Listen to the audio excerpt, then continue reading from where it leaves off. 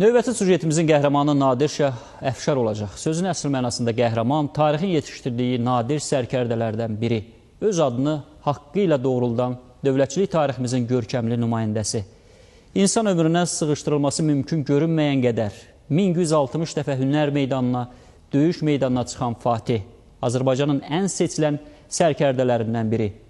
Əməkdaşımız Aytən Əhmədova qonşu İranda böyük Azərbaycan sərkərdəsinin qəbrini ziyarət edib. Həmçinin İranda yaşayan türklər içində Azərbaycan türklərindən sonra ən sıx və əhəmiyyətli türk birliyini, Xorasanda yaşayan türkmənləri də bu sujetdə görə biləcəksiniz.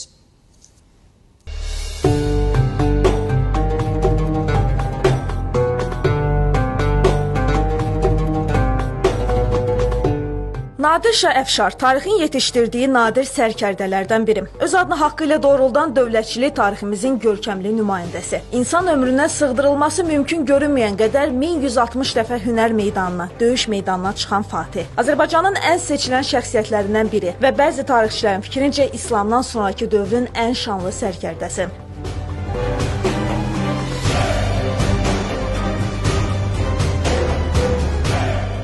İranın Məşəd şəhərinə səfərimiz zamanı bizə Nadir Şahın məzarını ziyarət edəcəksiniz dedikləri zaman əslində dahi sərkərdənin məzarını tamam başqa cür təsəvvür edirdik. Qarşılaşdığımız mənzərə isə bizi bir qədər yanıltdı. Bu dünyada adı ilə bir türk tarixi yazan Nadir Şahın o dünyası sadə bir məqbərə ilə yad olunub.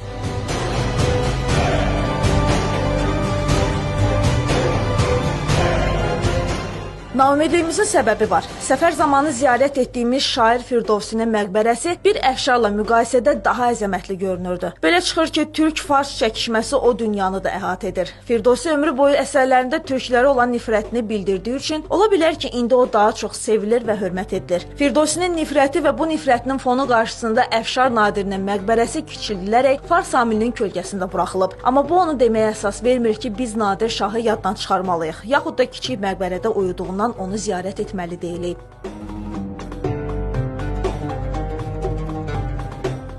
Böyük sərkərdə çadırda anadan olduğundan onun məzarının yerləşdiyi məqbərə də çadır formasındadır. Bura daxil olarkən ilk gözə çarpan isə bu abidədir. Bütün millətlərdən ibarət orduya başçılıq etməsi mənasını verən abidənin ağırlığı 14100 kiloqram, hündürlüyü isə 14 metrdir. Nadirin gücü isə bu xəritədə öz əksini tapır və açıq qalan bütün suallar bu tarixi sübutlar cavablanır. Tam bir cahan dövləti. Vaxtilə dünyanın az qala tam yarısına sahib olan bir türk sərkərdə, bir Fatih, Nadir Şah Əfşar.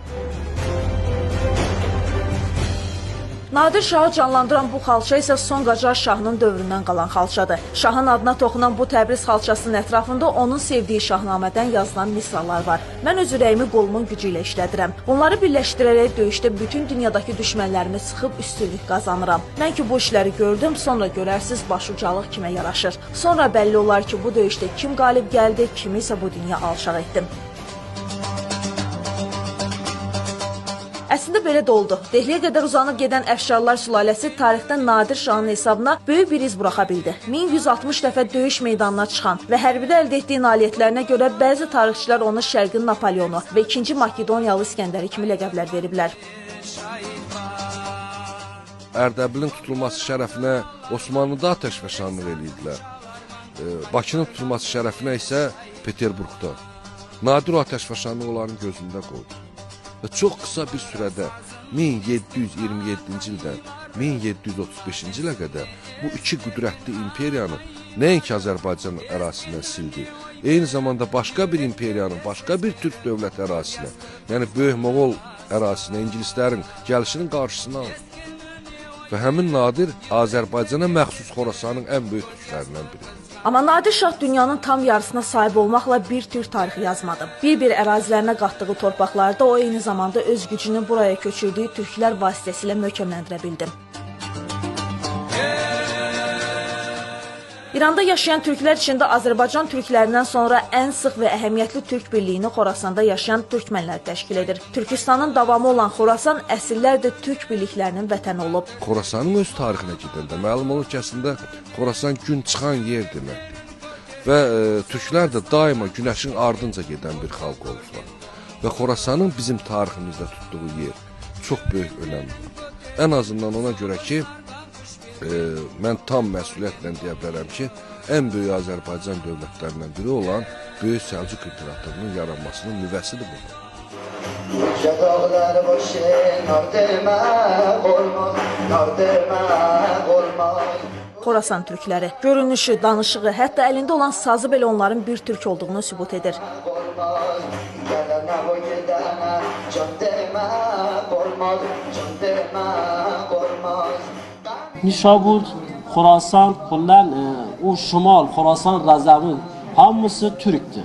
Azərbaycan biz qulaq asıraq əslən hiss bizə verir ki, güman edirək ki öz musiqimizdir, öz kəlamımızdır. Yəni sazlarımızın xeyli fərqi etmir, çünki saz zehidir. Nişapurda illərdir aşıq sənətini yaşadan bu şəxslərlə söhbət zamanı məlum olur ki, digər türk tayfaları kimi Xorasan türkləri də assimiliyasiyaya məruz qalmaqdadılar. Türkçə təhsilin olmaması isə türk dilinin yalnız evlərdə danışıq vasitəsi kimi istifadə olunmasına səbəb olub. Yəqin ki, türkün gücünün bununla azala biləcəyi düşünülüb. Öz məntəqəmizdə, öz dehatımızda, öz yerləşmə gedərək türkü söyləyərək və idarəcatda, şəhərdə tam farsı danışırlar. Dünya şərqşünaslığında qəbul edilmiş qaydaya görə bugünkü Azərbaycan türk dilinin iki böyük dialekti var. Qərb dialekti və şərq dialekti. Və Azərbaycan türkçəsinin şərq dialektindən söhbət gedəndə Xorasan türkçəsi nəzərdə tutulur. Və onu da nəzərə almalıyıq ki, təkcə dövlət yaranması ilə deyil, eyni zamanda Azərbaycan türkçəsində yazmış ilk şairimiz kimdir? Həsənoğlu. Həsənoğlu harada doğulub? Xorasanda, Əsfərayin kəndində. Həsənoğlu hara dəfn olunub? Xorasanda. Ən azından Xorasan buna görə doğmadı bizə. Çünki biz şair sevən millətik. Təəssüflər olsun ki, vaxtilə böyük bir dövlətimiz olduğu halda biz onun tariximizdə əks etdirməmişik. Məsələn, Bayandurlu, Baharlı, Hülakilər, Səfəvi, Əfşar sülalələri tərəfindən idarə edilən böyük dövlətimiz olduğu halda bu dövləti Azərbaycan dövləti deməkdən nədənsə çox vaxt çəkinmişik. Bizim də möhtəşəm 100 illərimiz olub, amma biz bunu deməkdən uzaq qaçmışıq və bu barədə dünyaya car çəkməmişik, məlumat verməmişik. Bəlkə də onun nəticəsi idi ki, Xorasana gedən zaman orada onlara eyni qandanıq deməyimiz çox təəccüblü görünürdü. Axşam oldu, gün çəkildir qəzaya. Qadir Allah qoydu bizi cəzaya, axşam oldu, tapa bilməm yolumu, soğuq vurdu ayaqları qolumu.